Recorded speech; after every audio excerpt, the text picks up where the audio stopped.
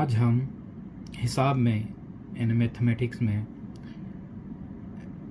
उर्दू में रियाजी standard 7th यानी जमात हफ्तों में 7 में चैप्टर नंबर 2 सबक नंबर 2 कसरी और अशारियाई एदाद के बारे में मालूमात हासिल करेंगे। ये सबक के अंदर जो 4 खास चीज़ें हैं जो जानने जैसी है पहले शुरुआत में सबक के, वो है वाजिब कसर, गैर वाजिब कसर, फिर मखलूत कसर और मादिल कसर। ये चारों के बारे में हम मुख्तसर सी मालूमात यहाँ पे हासिल करते हैं। वाजिब कसर किसे कहते हैं, गैर वाजिब, मखलूत और मादिल कसर किसे कहते हैं, इसको मिसालों के जरिए मैं आपको समझाता हूँ। आप यहाँ पे तवज्जो देंगे कि वाजिब कसर यानी वो कसर जो किसी मुकम्मल चीज के एक हिस्से को जाहिर करती है, वाजिब कसर कहलाती है। वो कसर जो किसी मुकम्मल चीज के एक हिस्से को जाहिर करती है, वाजिब कसर कहलाती है। मिसाल देता हूं मैं आपको समझ में आते जाएगा कि 1/7, इसी तरह 2/3, 3/13, ये जो कसरे हैं वगैरह, ये जो कसरे हैं ये वाजिब कसर है। इन शॉर्ट में ये याद रखना है कि ऊपर की जो रकम है वो शुमार कुनिंदा कहलाती है। ये वाली रकम जो है ऊपर की, ये कौन सी रकम कहलाती है, मैं एक यहाँ पे आपको लिखकर बताता हूँ। 1/7 है तो ये ऊपर की रकम जो है वो शुमार कुनिंदा कहलाती है, और नीचे की जो रकम है वो नसब नुमा कहलाती है, नसब नुमा। ठीक है, तो शुमार कुनिंदा नसब नुमा से अगर छोटा हो तो वाजिब कसर में वो वाजिब कसर कहलाती है। ये याद रखना है आपको। ऊपर की रकम छोटी हो, शुमार कुनिंदा यानी छोटा हो, और नसब नुमा बड़ा हो तो वो वाजिब कसर कहलाती है इसकी। और इसी तरह जो है गैर वाजिब कसर के अंदर जो है ऊपर की रकम बड़ी होती है और नीचे की रकम छोटी होती है, यानी शुमार कुनिंदा जो है, अब इसको समझते चले, 7/3, इसी तरह 15/2, 20/8। अब यहाँ पे देखेंगे हम कि ऊपर का जो है शुमार कुनिंदा जो है वो छोटा है, बड़ा है, और नसब नुमा छोटा है। वह गैर वाजिब कसर में क्या हो जाता है कि शुमार कुनिंदा बड़ा होता है और नसब नुमा छोटा होता है, तो वो गैर वाजिब कसर भी कहलाती है। इसकी कसर में तारीफ इस तरह होती है कि वो कसर जिसका शुमार कुनिंदा नसब नुमा से बड़ा हो उसे गैर वाजिब कसर या मखलूत कसर भी कहते हैं। या समझ में आ गया हो वाजिब कसर में क्या है कि नसब नुमा जो है, ऊपर का शुमार कुनिंदा जो है वो छोटा है और नसब नुमा बड़ा है। इसी तरह गैर वाजिब कसर में शुमार कुनिंदा जो है वो बड़ा है और नसब नुमा छोटा है। और मखलूत कसर जो है वो इसी पे से बनती है, गैर वाजिब कसर से ही जो है मखलूत कसर बनती है। गैर वाजिब कसर, अगर गैर वाजिब कसर ना होंगी तो मखलूत कसर नहीं बनेगी। इसकी मिसाल ऐसा समझे कि यहाँ पे हमें दिया हुआ है 7/3। अब 7/3 को जो है मखलूत कसर में तब्दील करना है, तो इसका जो है शुमार नसब नुमा जो है वो तब्दील नहीं होगा, उसी तरह लिखना है। और 3 के पहाड़े में देखना है कि 7 आता है या नहीं। तो 3 दूनी 6 और 3 तिया 9, तो नहीं आता है। तो 3 कौन से मकाम पे आता है, 6, एक छोटा लेंगे तो 3 दूनी 6 के मकाम पे 3 दूनी 6, और 6 में कितना मिलाएंगे तो 7 होता है, तो 1 मिलाएंगे तो जवाब हो गया 2 सही 1/3। तो ये मखलूत कसर में तब्दील हो गई। तो कब मखलूत कसर बनेगी, जब गैर वाजिब कसर होंगी तो ही वो मखलूत कसर में तब्दील होंगी, वरना नहीं होंगी। तो मखलूत कसर किसे कहेंगे, जो गैर वाजिब कसर है वही मखलूत कसर कहलाती है, लेकिन मखलूत कसर के लिए गैर वाजिब होना जरूरी है। इसकी और एक मिसाल मैं आपको बता देता हूँ कि ये दूसरी रकम ही हम लेते हैं 15/2। तो ये किसके बराबर हो जाएगी, 2 तो नसब नुमा में, ये नसब नुमा में इसी तरह लिखना है। 2 के बारे में 15 नहीं आते, तो 1 कम 2 7 14, 2 7 14, 14 में कितना मिलाएंगे तो 15 होगा 1। तो ये दोनों रकम एक जैसी हो गई, एक बराबर हो गई, दोनों की कीमत एक जैसी हो गई। तो ये जो है मखलूत कसर में हमने इसे तब्दील कर दिया। ये जो मैंने तब्दील किया हो ये मखलूत कसर कहलाती है, ये वाली रकम ये मखलूत कसर कहलाती है। तो वाजिब कसर भी हो गई, गैर वाजिब भी हो गई और मखलूत कसर भी हो गई। अब बचती है मादिल कसर।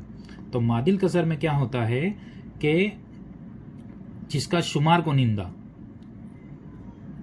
निंदा मैं यहाँ पे लिखता हूं आपको 2/3, ये बराबर है 4/6 के, यानी जिसका शुमार को निंदा और नसब नुमा बराबर हो तो वो कसर मादिल कसर कहलाती है।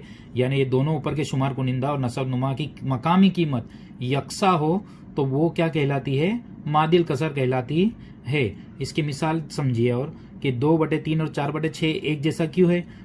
अब ये 2/3 बराबर 4/6 क्योंकि 4/6 बराबर होता है इसके हम अज्जाए ज़रबी निकालते हैं। 4 कौन से पाड़े में था, 2/2 × 2 यानी 4, 2 दूनी 4, और इसी तरह 6 भी 3 के पाड़े में या 2 के पाड़े में, 3 दूनी 6, तो 2 और 2 कैंसिल, ऊपर नीचे का हासिल आ गया हमारा, जो बचा वो 2/3 बच गया।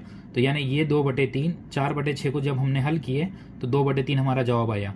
तो ये दोनों जो है एक दूसरे के बराबर हुई, इनकी मकामी कीमत एक दूसरे के बराबर हुई, इसलिए ये मादिल कसर कहलाई। इसको और आसानी से समझने के लिए हम किताब की जो मिसालें दी हुई है उसे समझते चलेंगे। मैं आपको मिसाल नंबर 1 समझाता हूं।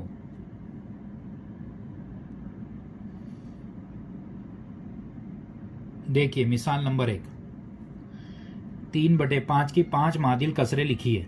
तो 3/5 की 5 मादिल कसर लिखना है। तो एक तो ये खुद मादिल कसर भी है दी हुई जो है। अब हम इसी की मादिल कसर निकालेंगे। तो 3/5 की 5 मादिल कसर निकालना है हमें।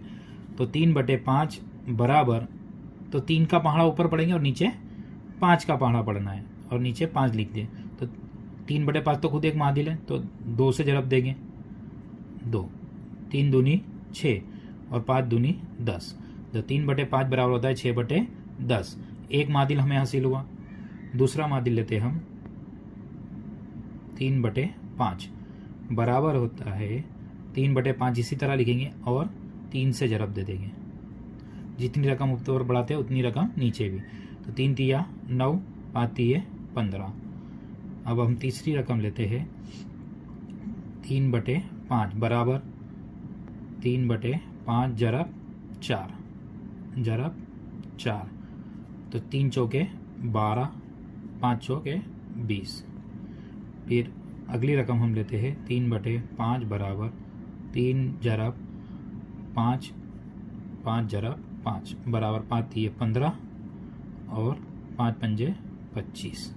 इसी तरह आप आगे की रकम भी हल कर सकते हैं। ये हमारा मादिल की 3/5 के 5 मादिल कसरे हासिल, 4 निकाला मैंने, एक ये खुद है 5, और निकाल भी सकते हैं और भी आगे निकाल सकते हैं आप। 3/5 बराबर जो है एक आगे ले लेना है 6, 5 जरब 6 बराबर 3 छंग 18 और 5 छंग 30। ये 5 कसरे मैंने आपके सामने हल करके बता दिया। इन शॉर्ट ये याद रखना है कि मादिल कसर में ऊपर भी जो रकम शुमार कुनिंदा में जो रकम है उसका पहाड़ा लिखना है, और नीचे भी वही पहाड़े को हल करते चलना है। नीचे 5 का पहाड़ा लिखना है इस तरह, और जितनी रकम ऊपर लिखे उतनी रकम नीचे लिखे, तो आसानी के साथ शॉर्ट में हमको याद हो जाएंगे। ऊपर 6 का पहाड़ा है, नीचे 5 का पहाड़ा है, तो मादिल कीमत की मकामी कीमत भी हमें आसानी से मिल जाएगी। या इस तरह भी कर सकते जिस तरह मैंने अभी आपको बताया हूँ। तो ये मादिल कसर निकालने का एक आसान तरीका है। उम्मीद है पहली मिसाल आपको अच्छी तरह समझ में आ गई होंगी। अब हम आगे की मिसाल यानी मिसाल नंबर 2 की तरफ चलते हैं।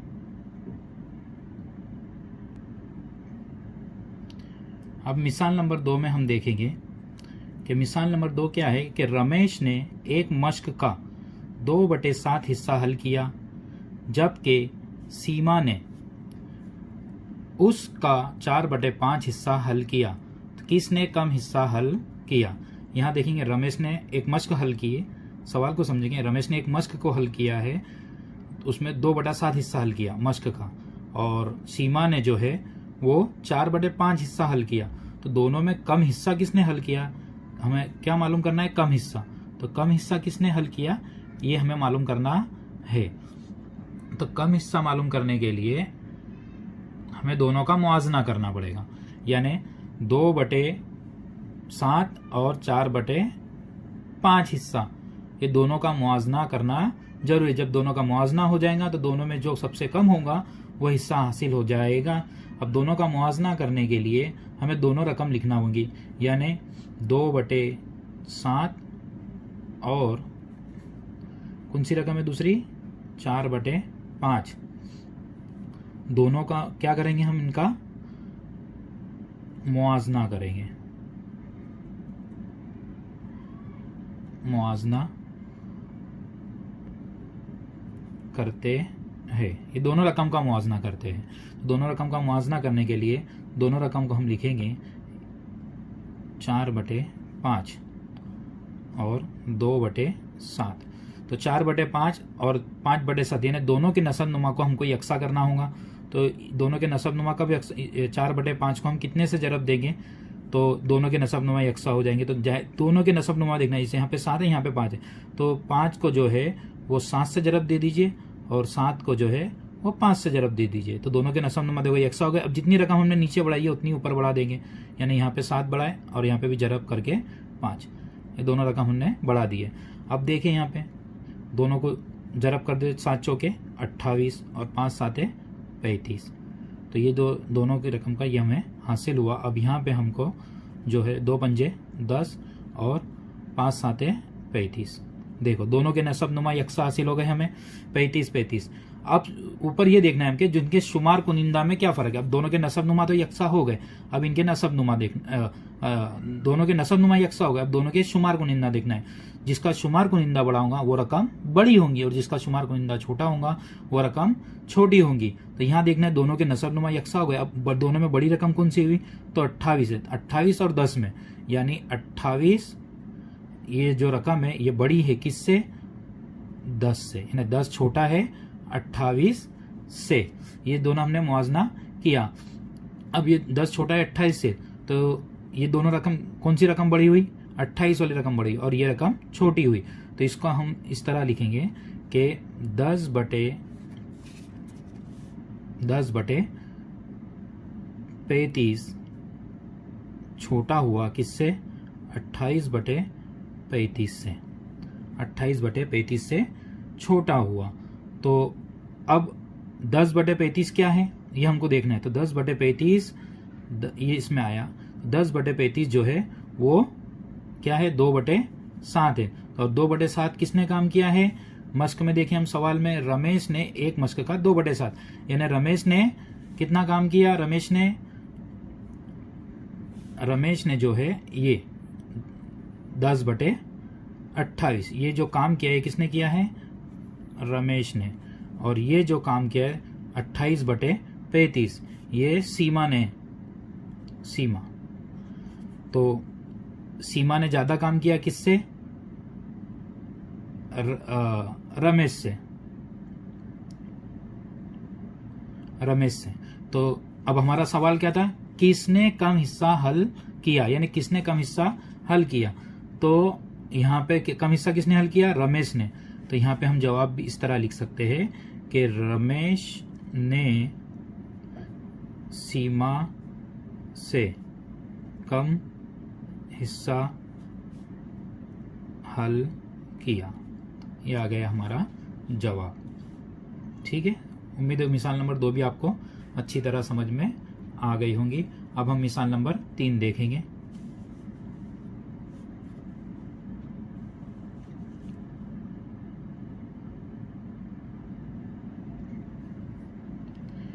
अब मिसाल नंबर 3 में हम देखेंगे कि समीरा ने 3 सही 1/2 किलोग्राम सेब और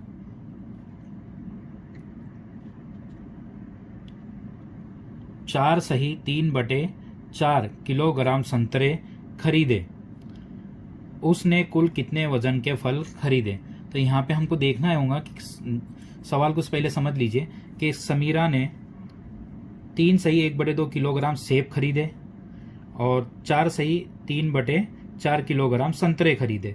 तो उसने कुल कितने वजन के फल खरीदे, कुल कितने वजन के फल खरीदे। कुल करना है मतलब दोनों को जमा करना है, प्लस करना है। तो जो भी फल खरीदे यानी सेब 3 सही 1/2 और संतरे जो है 4 किलोग्राम। अभी दोनों रकम को जो है जमा करना है। तो यहाँ पे हम हल में सबसे पहले लिखेंगे फलों का वजन, यानी फलों का वजन जो है वो लिखना है फलों का कुल वजन। चलो, फलों का कुल वजन बराबर कितना है ये हम लिखेंगे। तो बराबर पहले 3 सही 1/2 प्लस कितना 4 सही 3/4। दोनों क्या है किलोग्राम में, तो किलोग्राम। इतना काम करना है। अब दोनों को जमा करना है। तो जमा करने के लिए मैं आपको यहाँ पे एक रफ काम भी बताता चलूंगा, यहाँ ध्यान भी देंगे रफ काम के लिए। तो ये दोनों रकम को जमा करना है। तो ये जो सही अदद है यानी मखलूत कसर है, पहले इसको सादी कसर में जो है हमको या गैर वाजिब कसर में तब्दील करना पड़ेगा, तो आसानी के साथ हम इसकी जमा कर सकते हैं। तो ये दोनों रकम को मैं आपको बताऊं यहाँ पे, यहाँ साइड पे रफ काम में कि क्या दिया हुआ है। पहली रकम 4 सही 3/4 बराबर। तो ये दोनों का जरब मखलूत कसर में याद साइड पे बताता चलो, 4 जरब 4 और प्लस 3/4। ये जो 4 दिया हुआ इसको बटे में ये दोनों का जरब और ऊपर वाली रकम को जमा, और नीचे जो तक बटे में नस्ब नुमा दिया है उसको वैसा ही लिखना है। अब इसको हल कर लो। 4 चौके 16, 16 और 3 17, और नीचे 4 है तो 4। तो हमें क्या मिल गया 17/4, यानी इसकी जगह पे हमको लिखना है 17/4। और दूसरी रकम हम देखेंगे क्या दिया हुआ है 3 सही 1/2। इसको भी हल करेंगे तो 3 जरब 2, यानी जो रकम नीचे दी हुई है उसके साथ उसको जरब करना है और जमा 1 बटे में जो रकम है उसको ऐसा लिखना है। ये दोनों का जरब और उसमें ऊपर की रकम को प्लस करना, नीचे की रकम को कुछ भी छेड़ना नहीं है, तब्दील नहीं करना है। 3 दूनी 6, 6 और 1 7, और नीचे जो रकम है उसको वैसा ही लिखना है, यानी 7/2। तो ये दोनों की जो हमने सादी कसर में तब्दील कर दी है, तो ये रकम हमें हासिल हो गई। अब इसको यहाँ पे लिखना है दूसरी स्टेप में। बराबर क्या मिली 4 सही 3/4 की जगह हमको लिखना है 17/4 प्लस 3 सही 1/2 की जगह हमको लिखना क्या है 7/2। ये हमने कसर को तब्दील करे किलोग्राम। अब ये दोनों को जमा करना है। तो जमा करने का आसान तरीका तो दोनों का तिरछा जरब भी कर सकते हैं और दोनों के नसबनुमा यकसा कर दो। तो यहाँ पे देखना 2 के बड़े में 4 आते हैं, तो खाली ये रकम को ही हमको तब्दील करना होगा, दूसरी रकम को तब्दील करना नहीं है। तो ये रकम को तब्दील करने के लिए यहाँ मैं आपको बताता चलूँ कि 7/2 को कितने से जरब देंगे तो 4 बनेगा, तो 2 से जरब देंगे तो 4 बन जाएगा। तो 7 दूनी 14 और 2 दूनी 4। ये मादिल जैसा मैंने आपको पहले सिखा चुका, मादिल बनाने के लिए इसी तरह, यानी 7/2 की कीमत 14/4 बराबर, दोनों यकसा मकामी कीमत के बराबर है। ये मादिल में मैंने तब्दील कर दिया, यानी दोनों बराबर है। तो 7/4 की जगह हमें क्या लिखना है 14/4 लिखना है।